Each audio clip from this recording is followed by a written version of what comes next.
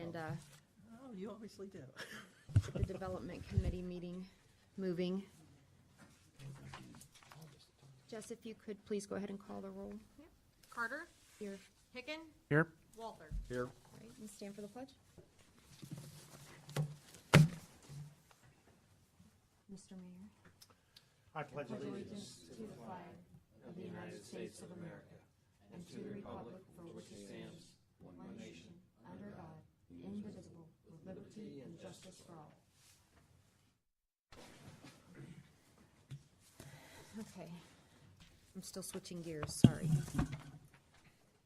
Okay, we have a lot to cover. We also have a gentleman here for a quick presentation. Scott, if you want to go ahead and kind of give us a quick overview of that. For that, what I'll do is defer to Mr. Hodge, but the first page after in your packet has the proposal that was presented to us originally, just so that's just for reference, but in terms of describing the project, I'll defer to Mr. Hodge.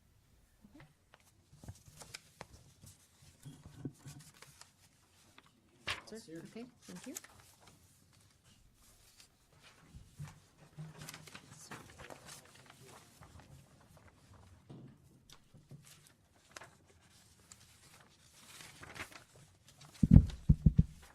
Fingers aren't working very well.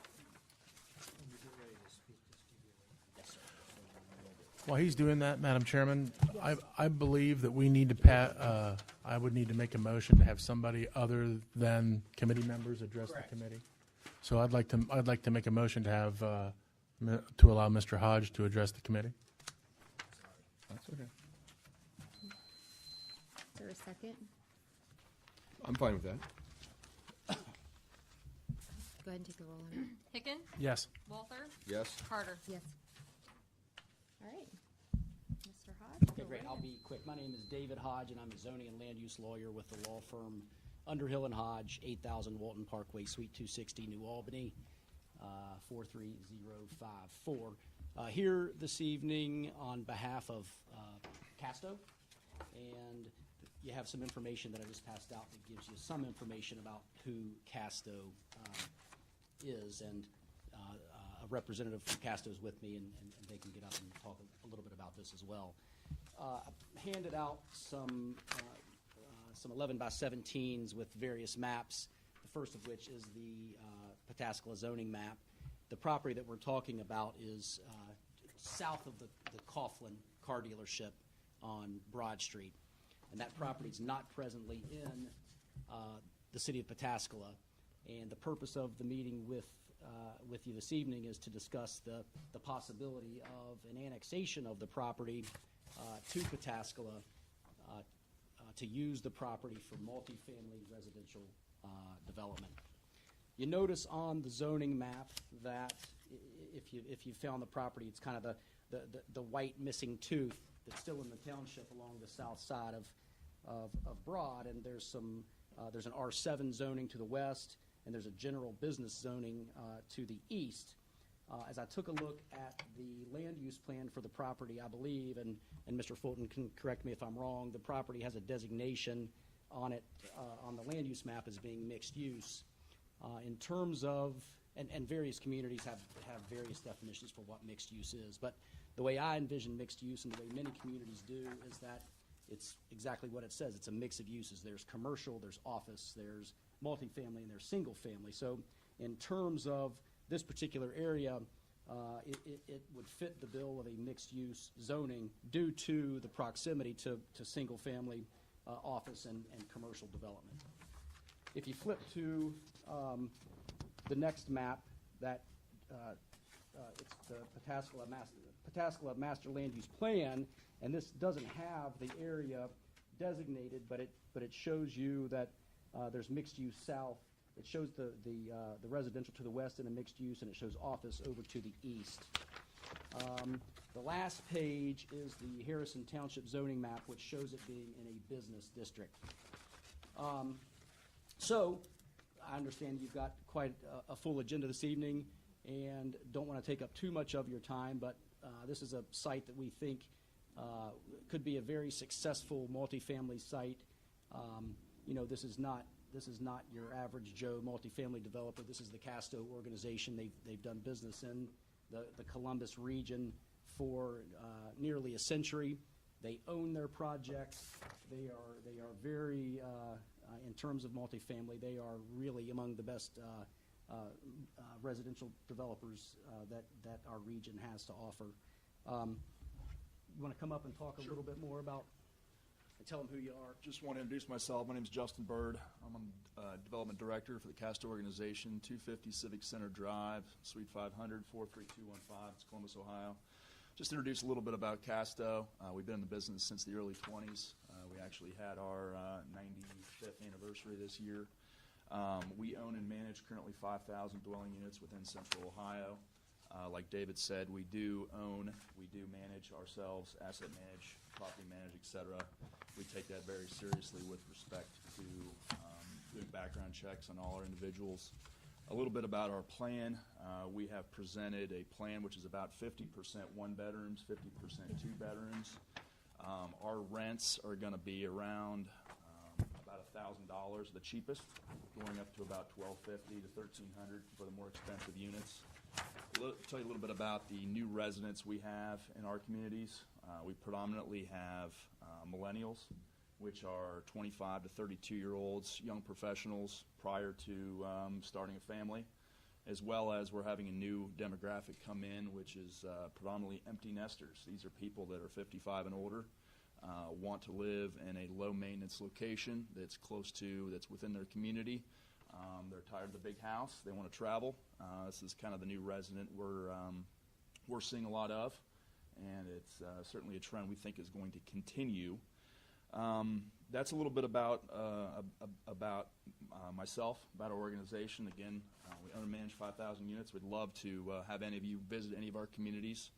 We have several across Central Ohio, Dublin, Gahanna, Westerville, and a new one we're building in New Albany. So any questions, be happy to answer them on behalf of our group, and thank you again for your time. Thank you. I'm good. All right, thank you.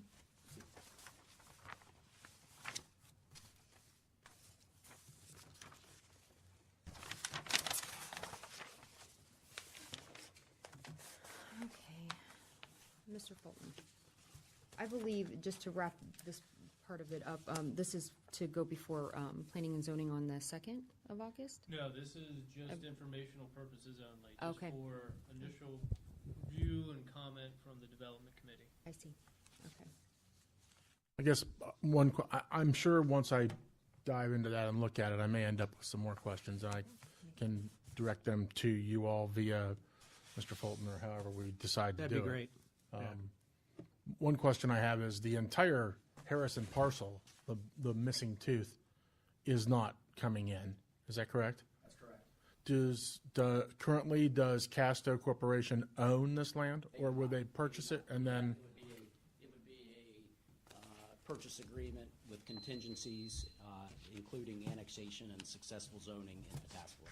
And I guess my last question would be trying to put together why they is. Have you talked to Harrison about this already? Out of curiosity. There have been some conversations in the township, and frankly, Mr. Hicken, I don't know that the township would necessarily be interested in seeing the property develop with apartment residential use.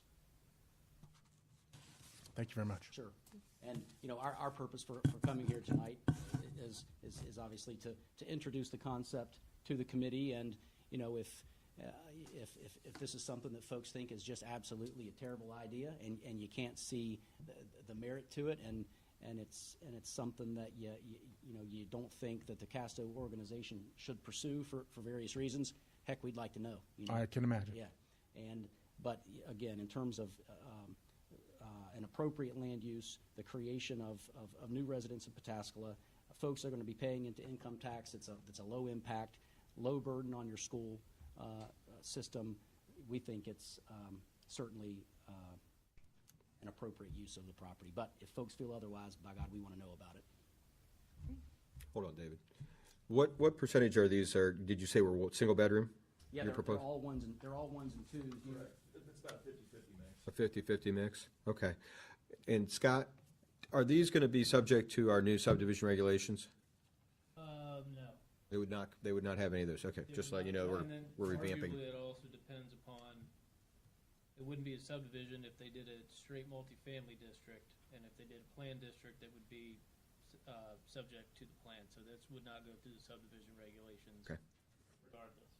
Great, thanks. And so, you know, in terms of that conversation, we want to be obviously working in a way, if this goes forward, collaboratively with Pataskala, and we would work with Scott to determine exactly what that zoning district would be. I know frequently municipalities don't want to see it go into a straight district because then anything can happen willy-nilly. So we're certainly amenable to the notion of putting it into a planned district so that the city has assurances that the developer is going to deliver what's discussed at these various meetings.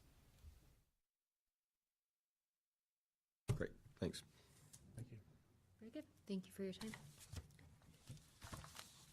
Okay, we're going to continue the discussion on the accessory structures. So do you kind of want to give us an update, run through where we were last time, Scott, and then help us catch up on what you found? So last time, the development committee was presented a table that showed, since these accessory building regulations were amended in 2015, that the number of variances we had for size, the results, the percent increase, et cetera.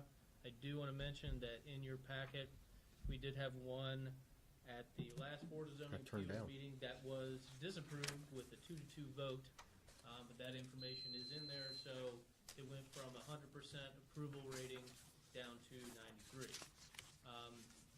With that, at the last committee meeting, it was requested that staff proposed various options to consider at the last meeting, but the development committee said, you know, come back with two that we should consider. So based upon that, looking at the options that seemed that made the most sense, we've come up with two, and these are in the summary sheet that I provided. Option A, we did the average size increase and the median average size increase based upon a percentage. The average is 138%, median is 112. We routed that down to 100% increase. So right now, if you have a 1 acre piece of property based upon this option, you could get, or if you have a 1 acre piece of property and you do the regulations now, you'd be permitted a total of 720 square feet for accessory buildings. If we increase that 100%, that would take you to 1440 square feet for an accessory building. So the proposal is to increase it 100% and then put a limitation with Board of Zoning Appeals that any variance requested beyond that, they couldn't approve a variance of more than 100% from that. So we would increase it 100%, and then on top of that, we'd have a cap that anything above this 100% increase off the proposed 100% increase could not be approved. So that way it would put a cap at the end of that. The other option is to do away with size regulations altogether. Based upon what we've seen, currently the size limitations we have in the code are not meeting the needs of the residents. And we have all these variances, and clearly the size of accessory buildings that are being sought are larger than what the code allows. Furthermore, when they go to the Board of Zoning Appeals, so we have a 93% approval rating for those variances. So based upon that, it's not meeting the needs of the residents. The Board of Zoning Appeals doesn't think that the current code is applicable, or they don't feel it's correct because they're approving these variances. So the thought would be if we did away with size requirements. There are potentially some concerns with that. However, with looking at that, if we look in a platted subdivision, we do away with size requirements. There's typically HOAs that have their own size requirements as well. So if the city said we don't have any size requirements, the HOA could come into play with these residents to say, well, the limit in this subdivision is 200 square feet. So the HOA would govern size in that regard. The other issue could be if we put these out, let's say a 2 acre piece of property, and someone there was no size limitation. However, the size of the property, location of wells, septic systems, that could regulate the size they could do as well. Furthermore, there's a price point that you can only go so big within the budget of the property owner.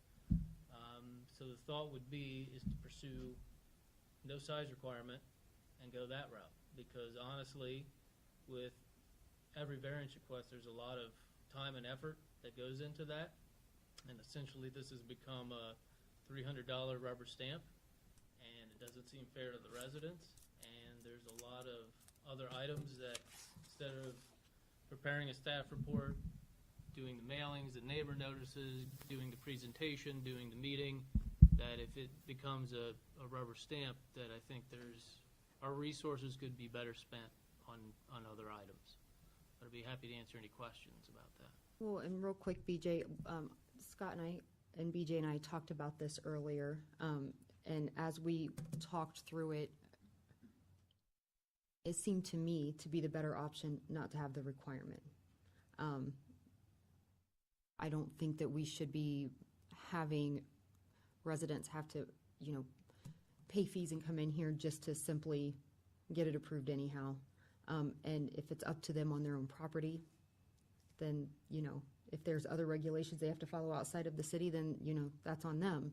Otherwise, as long as it, the height and the setbacks are met, I think that's fine. I'm sorry, BJ, and I kind of That's exactly where I was going to go, Okay. that, the setbacks and height will still be applicable to the accessory buildings, which will also help manage, the size of them. It's not going to be property line to property line because they'll have to meet the zoning setbacks for their designated zoning district. One issue I guess I would have initially would be with the HOAs. The existing HOAs are on older subdivisions with HOAs. They most likely are and have been relying on the city's regulations to maintain a size requirement in their subdivisions. New HOAs, I would think, would be able to do this homework and understand that, hey, there's no size requirement. You better have something in your HOA or your CC&Rs or whatever you want to have out there. So I would worry a little bit about the existing HOAs. Now, maybe that's not an issue, but just so the other question, when we met the last time, I had brought up, is there a threshold where it makes sense to regulate more and then a threshold where you don't regulate at all? So maybe there's no size requirement after you get to a 2-acre parcel. I'm just going to throw that out there. That it makes no sense to try to have these 10-acre or 100-acre parcels come in and go through the rigmarole of a BZA hearing, but a 1/4 acre, that makes, that 750 to go to 1,400, that's a big difference. That structure becomes a big structure on a 1/4 acre parcel. It does. So I wanted to throw that out to the committee. I think both of these are really good options to look at, but it may be more of a combination of the two rather than one or the other, in my opinion. And I think, because I kind of thought of those things when we were talking through that today. But when it comes to the HOAs, I would say that's on. We could send them a letter and let them know, the neighboring ones that we typically work with that we know exist, that this is our new, requirements. And they charge their residents fees, and that's up to them if they want to police what's on the properties there. I just don't think that people should have to come through and especially not just having the residents come through, but there's so much stuff going on right now that things like this, we could eliminate some of the busy work that goes on in the various departments so we can get bigger projects accomplished. I want to get out of our own way, I guess. And I agree 100%. I just was throwing out that idea that there's a little bit of a, we're two things, we're rural and urban, and in the urban settings, sometimes it matters a lot more than in the rural setting. That's all. I guess my question would be, if we do take that into consideration, first of all, I totally agree with what everybody said, and Lord knows that I'm somebody that hates a rubber stamp variance process and making citizens go through that to determine what they're going to do on their own property. But if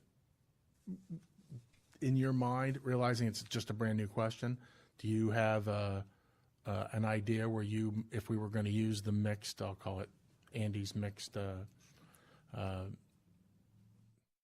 shed, accessory building formula, where that would be? Would you think a quarter? Would you think a half? Right now, and off the top of my head, right now, there's different height restrictions based upon size, and that size is a 2-acre piece of property.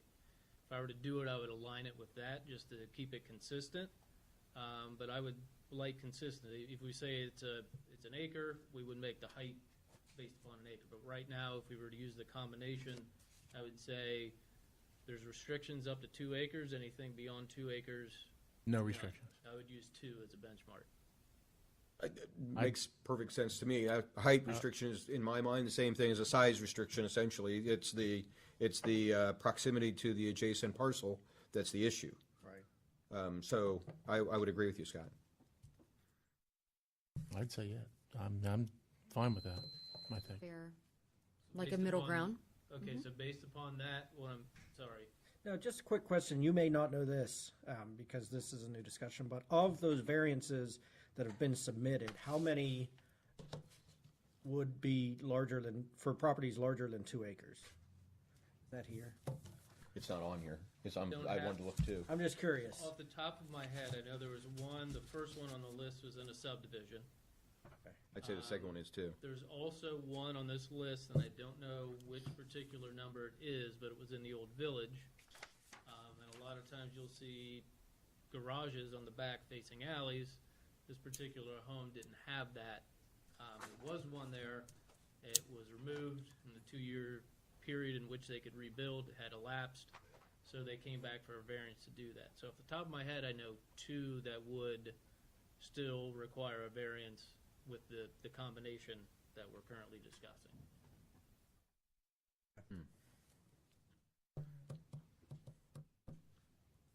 Again, that drastically reduces it from 14 to 2.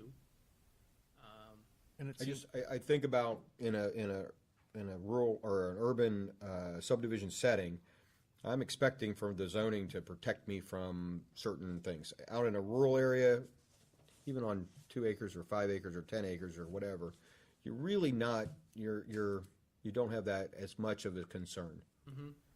That's all, that's why I'm bringing that up. And I would worry that somebody would come in and put an accessory building in the back of a yard that, meets all the code. You believe me, somebody who's creative can come up with something that can hit all the code and look horrible. Sure. So, In a way, I get it, there's no real way to police or to regulate taste, so to speak. right. But I think with the combination, that way from a subdivision perspective, we would have a maximum size requirement. Once you hit 2 acres or more, then that could roll off. I still think we will see some variances. Yeah, you'll see some. Which is for- okay, I For think. front yard, you'll see Yeah. some stuff for Yeah. in front of the primary resident type thing. You'll still see some of that. But I think from a standpoint, it would drastically reduce the number that come through. It's just just a rubber stamp. it's a longer process just to get your permit. That doesn't seem fair to anyone involved. That I think, if it's not working for the residents, I would we agree. should address it. And so I'm understanding correctly, it would be the ones that did require variances we would still increase that by, or would we leave it as it stands now? I would would say- open that up to the board, but I I would, I didn't hear your question. Well, the option A was to increase the size allowance by 100%. So if we were to do this combination option, Good. Still, the ones that do require the variance to increase it by that 100%. So that's in the new language, and then over 2 acres eliminated.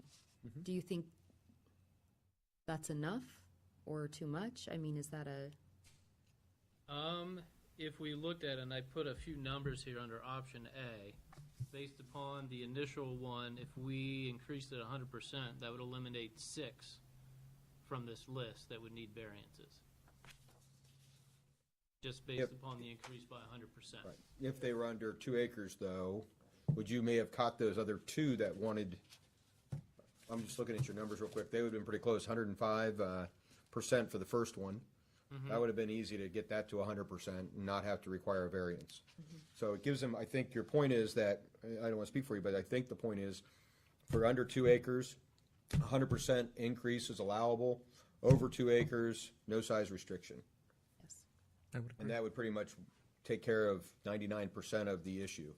Yes, which I think is. I would agree with And that. that's the goal. So I think that would be a Okay. A Well, then fair we will solution. Get busy crafting that legislation. It should be a minor tweak You need a to the motion code we for have that. in place, and we'll get that rolling. I would like one. Thanks, Scott. Need a motion for that? I'll make a motion that we proceed with amending the accessory building, or accessory structure criteria for under 2 acres, an allowable increase of 100% in size, and over 2 acres, no size requirement. Yeah, what I would say, the motion should be to direct staff to draft. Draft, yes. To draft legislation to amend the code for that purpose. Correct. Second. Excellent. Roll? Picken, Yes. Walther, Yes. Carter. Yes. Okay, Scott, and I apologize, because I was looking at it, I don't know if it was a different agenda, but I skipped right over the subdivision regulations. Oh, that's okay. So that, that's it. Oh, We're still chugging along on the subdivision regulations. What's interesting as we go through this, you'll start to get down towards the bottom, realize you need to add something. When you add something at the bottom, that changes 3 things at the top. So in the attached subdivision regulations, anything in yellow still needs to be addressed. Some of that yellow has shifted around since last time you saw them, but I can assure you that we are working on those as best we can. We're working in conjunction with Alan and the Public Service Department. So with all the development we have, his duties as well, on top of, the recent flooding, it's something that's always there, that when time permits, we work on it, but we are plugging along. We do want to make sure through this that we make sure that everything's done correctly the first time. We don't want to do it quickly, miss a bunch of things, and then have to come back and redo it all over again. We'd want to make sure that everything we have in there is correct. And the first step with constructing these is the longest step and the hardest step. Once we get these put together, all the yellow highlighted areas go away. We'll do a run-through, make sure we didn't miss anything, and then we're off on the adoption process. But they are being worked on, and we're doing our best to get to them when we can. Happy to answer any questions. Any questions on those? When, I guess, when you get to the point where, at what point do you think you'll have them for us to review? As soon as possible. Okay. It's one of those, we know it's hanging out there. We're doing our best. It's interesting because Alan and I will meet.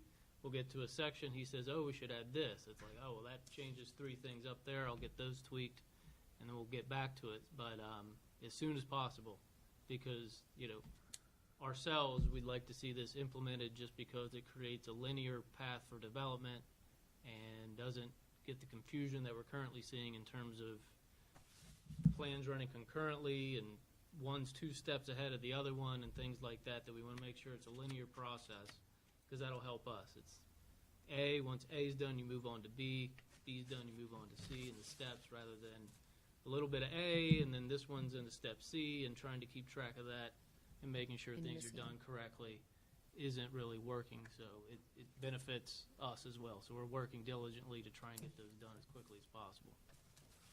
And we discussed that a little bit as well, and you said the goal is by the end of the year to have that completely wrapped up. So, considering that we're almost in August, I mean, that's a kind of a short timeline still for you guys, so we should see those by the end of the year. Scott, is there anything on this that you're looking for any direction from us on?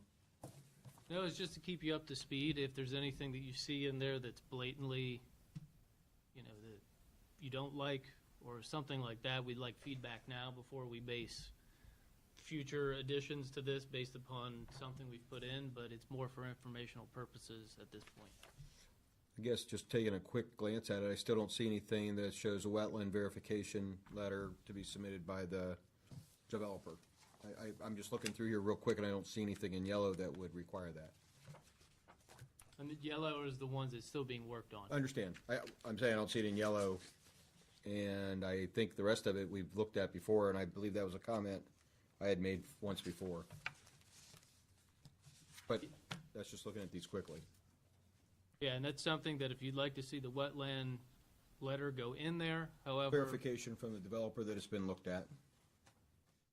however, typically we do get information from them. We can make that a requirement, but it's typically done if there's wetlands on the property because we require them to be delineated as part of the plans. But if that's something you'd like to see added, we could do that. Is it anywhere in your regulations currently, or is it just a checklist item? Right now, it says you need to delineate all wetlands Okay. on here. All right, and that's in the It's regulations. It's in the submittal requirements, and then, they're delineated, and then, from a developer's perspective, if you start filling in wetlands, it's gonna be difficult when the EPA gets involved and comes back. I understand. I was just thinking for something to keep the city out of hot water. Okay. Tim, do you have any questions on that or anything? Nope, I'll look it over. If I see something that's glaring, I'll shoot you a comment. Okay. Moving right along. Food truck regulations. Real quick, if I may, can we skip to neighbor notifications? Absolutely. Just knock that one off the board. So what we did is variances, conditional uses, rezonings, and planned development districts, which essentially is a rezoning, all require neighbor notifications. Throughout the code, all 4 of those sections have different wording and different notification requirements, arguably. So it was staff's goal to make that uniform, so there's language proposed in number 4 in the summary sheet that we would insert this in each of those sections just to make sure our neighbor notification throughout the code is uniform. What this language would do is it would change the notification radius from 200 feet or 2 parcels to 300 feet. That way it's not an ambiguous way of determining who to notify. Because 2 parcels, people can look at it a different way, and if we do the 300 feet, that's based from the auditor's webpage, it's easily recreatable, and there's no questions on who should be notified and who shouldn't be. It also puts the requirement that the Planning and Zoning Department is the one that identifies people within that radius instead of the applicant. Because essentially right now, when the applicant submits that list, we go through and do a check to make sure they hit everybody that they were required to notify. So at that point, if we're already doing the check, we might as well just do the neighbor notifications ourselves rather than having them supply it and us do a quick check. So the thought would be to change it to 300 feet just to make sure there's no questions on who should be notified, and then put the responsibility of notifying or identifying people on the Planning and Zoning Department. I think it makes perfect sense. My only question is, does 300 feet accurately capture the rural areas where properties are, And there's a thought with, looking at that, let's say someone needed, just for sake of example, variance for an accessory building. If we go, and we've had this where we've gone 2 parcels, that takes people a mile away, that. obviously somebody a mile away that could care less about it. Exactly, and that's the thought is with 300 feet, those would be the folks directly impacted. If we go and say this is a subdivision, that's going to be a large piece of property, so 300 feet will take you quite a distance. If we go to a subdivision, 300 feet is a pretty good group of people, and due to the density of those neighborhoods, there's a shed variance, then people that could be impacted by that will be notified.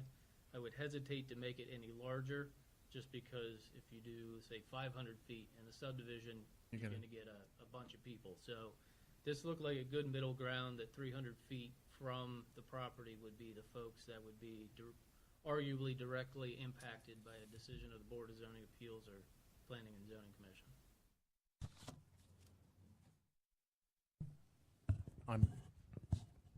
I'll take your recommendation on that, yeah. Okay. What we'll do then is begin drafting the amendment to get in front of full council to begin the readings. Do you need a motion to that effect, or are we pretty happy with what this says? I think this one, what they have so far reads pretty good, Yeah. Okay. I'm okay with it. unless you guys see anything in there that, Good for me. good? I'm good. Okay. Excellent. Moving on. And then back to food trucks. Back to Sorry, I just food wanted to jump ahead just because I knew this one would be a longer discussion, and then we could get neighbor notifications off the board. So on June 23rd, I had a draft set of food truck regulations titled Mobile Food Vendors crafted. Mr. Zetz had provided a copy of regulations that he did for another municipality, so we looked at those. And then we also looked at other communities around Ohio, Columbus area, kind of nationwide to see what other folks had, and took some of those ideas, things that we saw personally in the Planning and Zoning Department, and put together the draft regulations. Essentially, it's designed to be to provide certain safeguards to make sure that it's done properly. They need proof of insurance. They would need health department inspections, make sure we have those. The permit would be for 30 days. It's limited to commercial or industrial zoning districts, but there is a provision that allows those zoning districts to be waived if it needed to be in a residential district at the discretion of the city administrator or their designee. Part of the permit requirement would be a site plan indicating where food truck's going, where the line is going, make sure that provisions for parking are there, some basic safeguards to make sure that the way they're proposing to use the site for their food truck is safe, and make sure everything is appropriate. All the signage would need to be attached to the food truck itself. Couldn't go out and start placing signs up and down the road. Arguably, at the end of this, the goal is to make it truly a mobile operation instead of someone going and essentially, quote unquote, setting up camp for 30 days and having porta-johns and grills and things all about. So we wanted to make it more mobile than more of a permanent operation, keep it temporary. I'd be happy to answer any questions.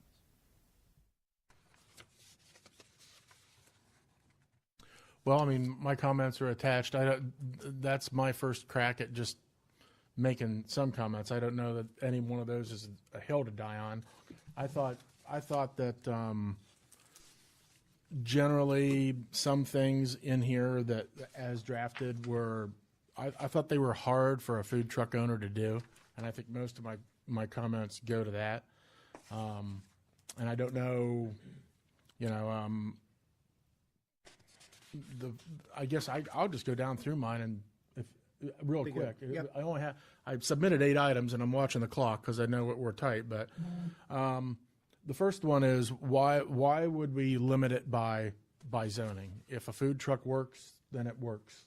And I don't know that if we're going to carve out the caveat of letting the city administrator say it's okay in a residential area, then for me it just seemed like I almost feel like the food truck they're not going to park where they're not going to do business. By the same token, I totally get the idea of if you're in a subdivision, you might not want a food truck, but then whose property is that on? Right, that's on the city's property. If the city hasn't given you permission to be on, right, to be on, That would be, if they're parked alongside the road in a subdivision, that would be on city's property. and so therefore they would not have permission. City would have to sign off as property owner to allow them there. And the way the regulations are crafted, they couldn't open up business in a public right-of-way. So they wouldn't be permitted to do that anyway. So I'm trying to think why we would tie it to zoning at all, and just, I mean, I'll kick that out for,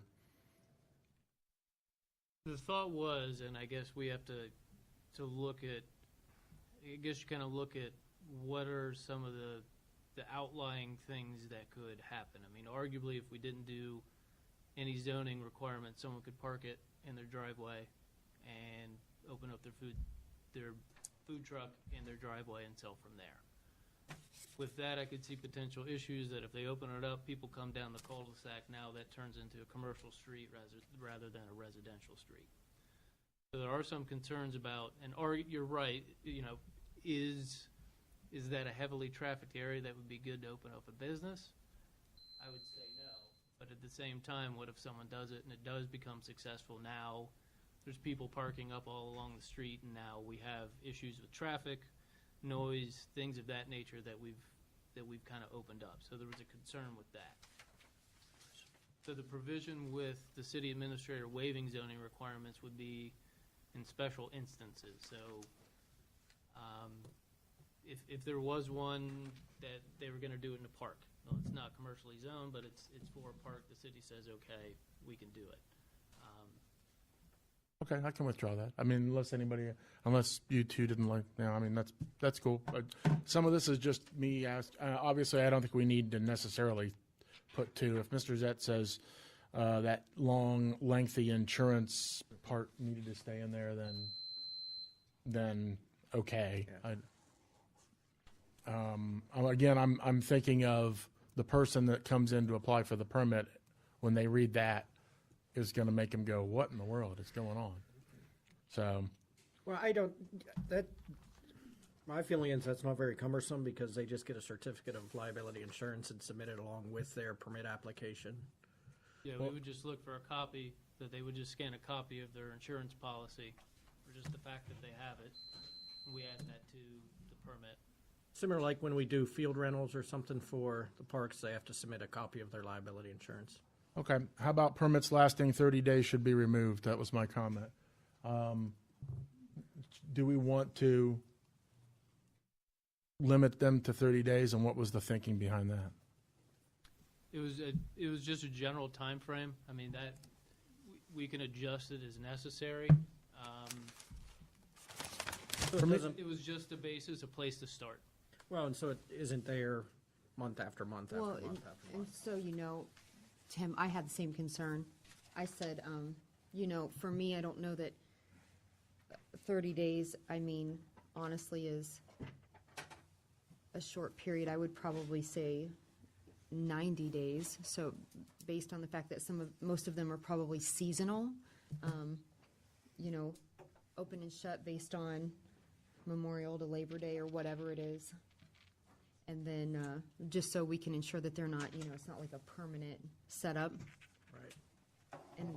But outside of that, I had that same question. To 60 or 90? I don't know if anybody else has any. Mr. Walther, if he has any. I think 30 days is probably a good number to just keep a current person coming into the city. It kind of goes with a question that I have with it, which is, I know you guys have a requirement if they revoke or suspend a license, but I would think that it'd be applicable if they receive any kind of deficiency notice From the health department, you're saying? from the health department. For an correct. inspection. So I think it just keeps 30 days keeps them coming in, and you can ask them, have you had any issues with the health department and so forth. Gets just another check involved between a 60 and 90 day. I mean, food trucks can turn over or not turn over literally, but ownership can be turned over. Same food truck, same company, and you don't know who's running it. So my concern would be to keep them in front of the city as much as possible and renew their permits.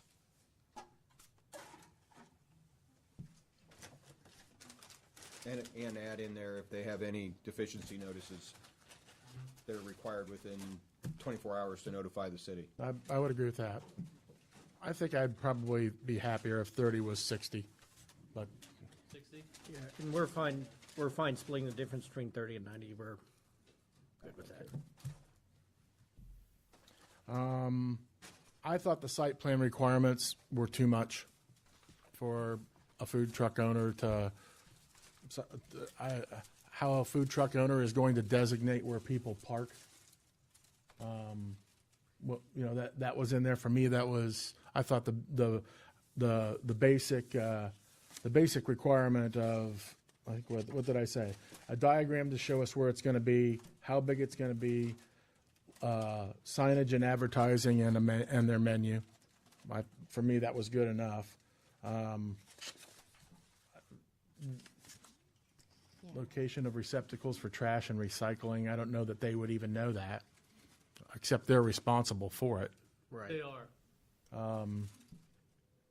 Seating, tables, planters, and other accessory items, for me, seems, I mean, it's a food truck, so there are, Well, in what I'll say though, if it's not on a site plan and they don't have to show it, they could put 100 picnic tables there, or they could put, I don't know what would be I mean, I'm offensive, trying to but they think could of what certainly food put truck something. would come in and unload 100 picnic I'm tables. just, as an example, I'm not saying that I specific think that's example the would happen. kind of when crafting zoning, you have to look for the far reaches of what could happen and do something that can address it.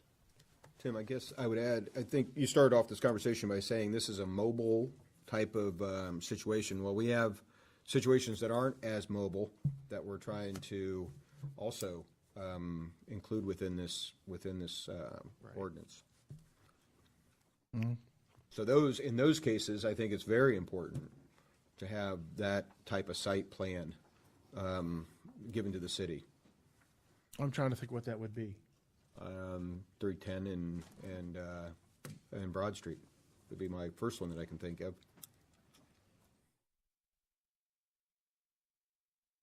Okay. I think I can live with that one. I understand what my question, my question number 7 is what has been answered, because it is part of our sign code, so we can ignore that one. I do think that a food truck vendor can't control whether alcohol or tobacco is being used nearby. I agree. Right. Should be a prohibition on sales, obviously, but Can't sell. Yeah, so, but whether or not they can, you know. The only other one that I took half umbrage with is the written permission. I think we're probably back to you guys saying, these are all the bad things that can happen, so we ought to get written permission from the owner. For me, like I said in my example, I think you should just have permission from the owner. You can't be any place where there's permission. I don't know if the concept was, somebody might say you're not supposed to be here, so you have written proof. I don't know if that's, And that's a thought, and we do require that on all our applications for everything, just to make sure the owner is aware and is allowing this to happen. Sometimes, in your example, what if someone's out of state? We do accept emails, so arguably they should have contacted the owner. The owner will have an email. They can send an email saying, it's fine if Joe's Food Truck were to locate on my property at 123 Main Street. That's all we need. It just has something from the owner saying this is. so okay. So we're not Also- talking notarization or anything No, crazy. Also, what we do on the application, we've had the blank application sent to the owner of the property. They sign it, scan it, and email it back. So we do that on everything. It's just to make sure that we know who's supposed to be where in this regard, that if someone pops up on a site, for example, let's say the old Summittown location, they pop up there. That's a good example. We can't That's a knock good on the door and say, are these people allowed to be here? And then arguably, I don't know what it does to the city, that if we say, yeah, you can go there without the owner's permission, then I don't know what issues arise from that. I So think given that email provision, that's a little bit different for me, so. Agreed. And I think that's all the stuff I have. I had one more, Scott. I had made a comment previously about the food truck and the city function, operating at a city function, and whether or not it was appropriate or not to have a fee, essentially, for them in addition, if they were supplying a food truck for, like, for instance, the fireworks or an Easter egg hunt. Was that at all evaluated by Mr. Zetz?